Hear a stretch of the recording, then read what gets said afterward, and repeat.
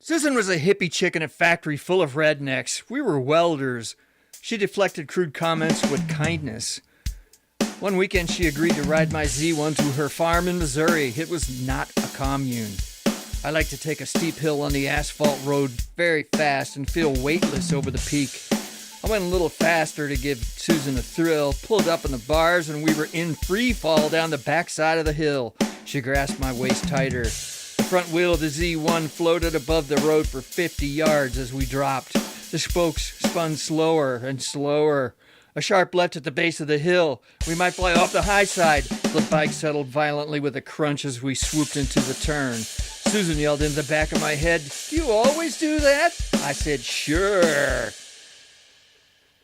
We said hello to all the chickens, goats, and couples at the farm, not a commune, so I decided to visit the old haunted log cabin in the woods.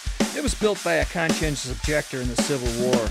I had no sense of direction, but dead reckoning, so I followed the creek, decrepit fence rows, plowed fields, and found the haunted cabin once again.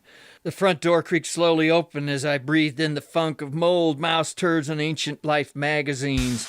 A spiritual being, I crept up the warped wooden steps by the chimney, sat cross-legged on the dry, rotten timber floor. A squirrel skittered across the moldy shake roof. Dead branches scraped the walls even though there was no breeze. I took a deep breath and began to meditate.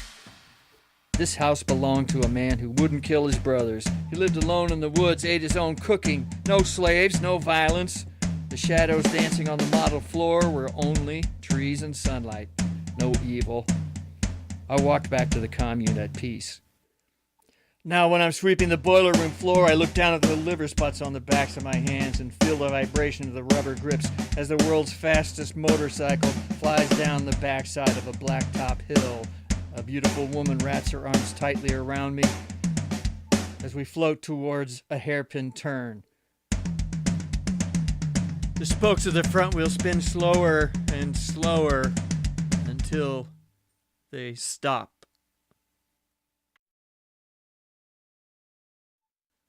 Susan was a hippie chicken.